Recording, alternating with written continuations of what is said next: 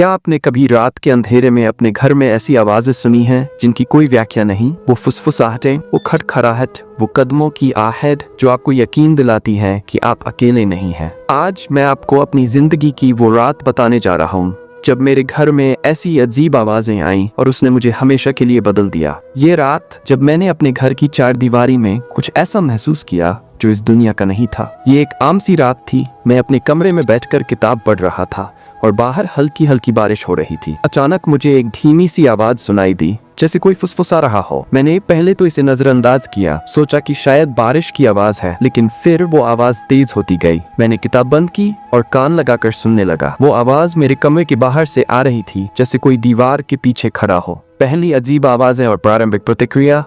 मैंने धीरे से दरवाजा खोला और बाहर झांका, लेकिन वहाँ कोई नहीं था। मैंने घर के बाकी हिस्सों में भी देखा, लेकिन सब कुछ सामान्य था। मैंने सोचा कि शायद मेरा वहम है और वापस अपने कमरे में चला गया। लेकिन जैसे ही मैंने दरवाजा बंद किया, वो आवाज दोबारा आना शुरू हो गई। इस बार वो ज्यादा साफ थी और मुझे ऐसा लगा जैसे कोई मेरा नाम ले रहा हो। मेरे रोंगटे खड़े हो गए और मुझे बहुत डर लगा। मैंने अपने माता पिता को बुलाया और उन्हें वो आवाज सुनाई। उन्होंने भी उसे सुना और वे भी परेशान हो गए। हमने मिलकर पूरे घर की तलाशी ली, लेकिन हमें कोई नहीं मिला। हमने सोचा था कि शायद कोई जानवर या हवा की वजह से ये आवाजें आ रही हैं, लेकिन कोई भी व्याख्या संतोषजनक नहीं थी। वो आवाजें इतनी साफ थीं और उनमें एक अजीब सी गूंज थी, जैसे कोई दूर से बोल रहा हो। हमने फैसला किया कि हम अगली सुबह तक इंतजार करेंगे और देखेंगे कि क्या होता है। लेकिन रात भर वो आवाजें आती रहीं और हर गुजरते लम्हे के साथ हमारा डर बढ़ता गया।